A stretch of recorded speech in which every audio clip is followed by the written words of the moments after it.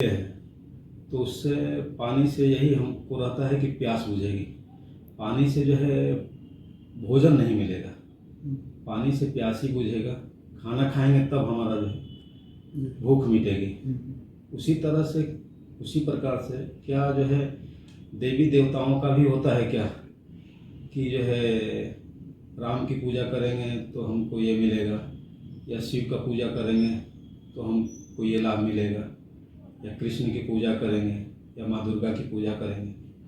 इसमें कुछ नहीं, आप संसार जो आप देखते हैं वो आपकी धारणा है।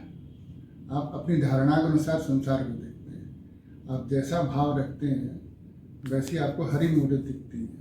वो स्वामी जी ने लिखा है, जाकी रही भावना जैसी हरी मूर्त दिखी थी। यहाँ मूर्त का अर्थ होता है कि संसार में जितनी भी चीज़ें हैं वो परमात्मा की अभिव्यक्ति है। मतलब परमात्मा जो है आपके रूप में प्रकट हो रहा है। परमात्मा अजय पांडे जी के रूप में प्रकट हो रहा है, परमात्मा रवि जी के रूप में प्रकट हो रहा है। मतलब परमात्मा की अभिव्यक्ति है संसार। पौधों के रूप में प्रकट हो रहा है। संसार में जितनी भी वस्तुएं हैं उस रूप में परमात्मा अपने को अभिव्यक्त कर रहा है। फॉर एग्जाम्पल, जैसे बिजली बल्ब के रूप में अभिव्यक्त हो रही है, रोशनी के रूप में। बिजली पंखे के रूप में अभिव्यक्त हो रही है, बिजली टीवी के रूप में अभिव्यक्त हो रही है, बिजली वॉशिंग मशीन के रूप में अभिव्यक्त हो रही है। तो ये बिजली की अभिव्यक्ति है।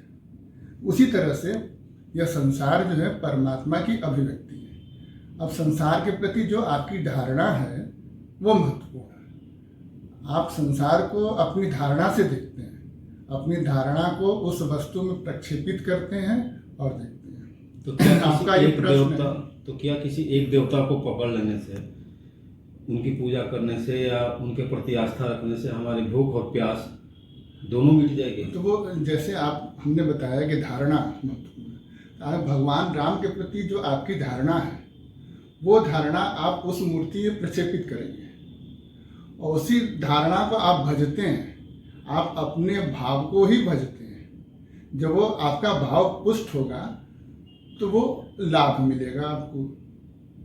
आपका संकल्प जब पुष्ट होता है, आपका भाव जब पुष्ट होगा, जैसे आपने भगवान राम के बारे में भाव बनाया, सर्वशक्तिमान है, अनंत है, तो जब ये आपकी भावना पुष्ट है, इसको आप उस मूर्ति में जिसको पूजते हैं उसमें प्रक्षेपित करेंगे और उसका ध्यान करेंगे अपनी धारणा का। तो जब धारणा पुष्ट होगी तो वो आपको मिलेगा। तो आपकी धारणा जैसी होगी, आप जो चाहेंगे वही आपको मिलेगा और मिलता भी है। संसार में आप जो चाहते हैं वही मिलता है। क्वांटिटी का फर्क रहता है। आप पैसा चाहते हैं, पैसा मिलता है, लेकिन शर्त लगा देते हैं हमको 10 लाख चाहिए, वो नहीं मिलेगा। लेकिन जो चाहते हैं वही मिलता है आपको। तो जाकी रही भावना जैसी हरी मूर्त देखी थी। धन्यवाद। जय श्री